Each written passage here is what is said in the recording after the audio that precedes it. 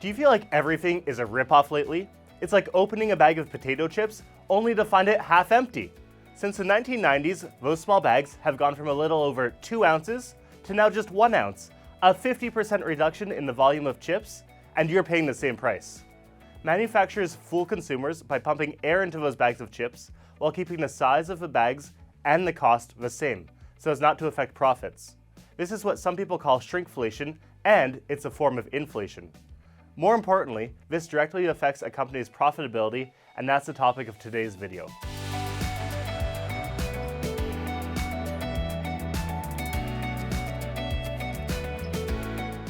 Hi, my name is Chris Kovalchuk, and I'm an Associate Portfolio Manager at Claret Asset Management. As prices increase, companies need to evaluate whether they can pass along this price increase to consumers, or if they will bear the brunt of these costs. One way companies try to mediate this decision is through something called shrinkflation. Shrinkflation happens when consumer products get smaller in weight, size, or quantity, while their prices stay the same or even increase. One of the best ways to spot shrinkflation is when a company releases a new package or maybe even a redesign. For example, if we compare the old Gatorade bottle to the new Gatorade bottle, we can clearly see a big change. The company's representative said we redesigned the bottle to be more aerodynamic and easier to grab, but there's also a clear difference in volume. The bottles have gone from 32 ounces to 28. That's a 12% decrease. As inflationary pressures increase, so does the importance of gross margin for companies. Gross margin is a company's gross profit divided by its revenue, and it represents the portion of each sale that contributes to the company's bottom line.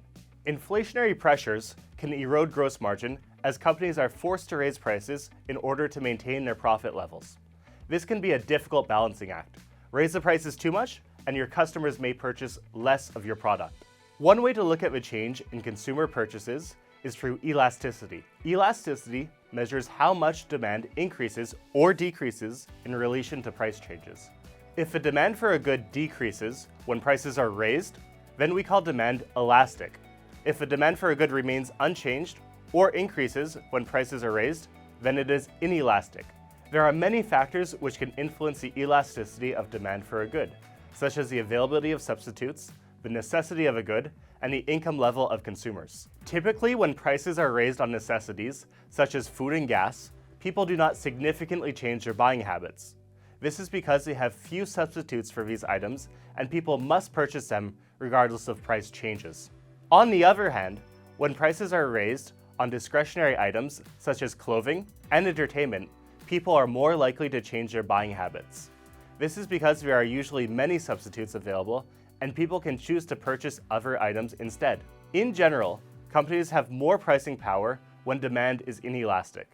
This means they can pass along price increases to consumers without facing a significant drop in demand. However, when demand is elastic, companies have less pricing power and are more likely to see a drop in demand if they raise prices. One of the main reasons to invest in companies that have pricing power is because they are less likely to be affected by inflationary pressures. If a company can pass along price increases to customers without seeing a huge drop in demand, then it is less likely to be impacted by inflation and can help protect the value of your investment over time. In addition, companies with pricing power are often able to generate higher profits and maintain margins despite inflationary pressure. Another way to look at this is price takers versus price setters. Price takers are companies that must accept the prices that are set in the market. They do not have any control over prices and must sell their product at whatever the current market price is. Examples include commodity-based companies like mining and oil and gas. Price setters, on the other hand, are companies that have some control over prices. They may be able to set their own prices or negotiate with buyers in order to get the best possible price.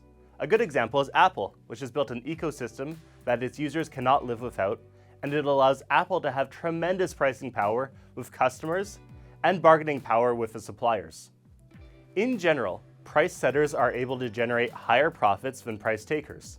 This is because they have more control over their pricing and can better manage their costs. Investing in companies that are price setters can be a good way to protect your investments from inflationary pressures, since these companies are less likely to be affected by rising prices. We like to invest in companies that generate stable gross margins, that are typically less impacted by inflationary pressures. They can pass along price increases to their customers without seeing a significant drop in demand. In addition, these companies often generate higher profits than their competitors. This makes them an attractive investment for those looking to protect the value of their portfolio over time.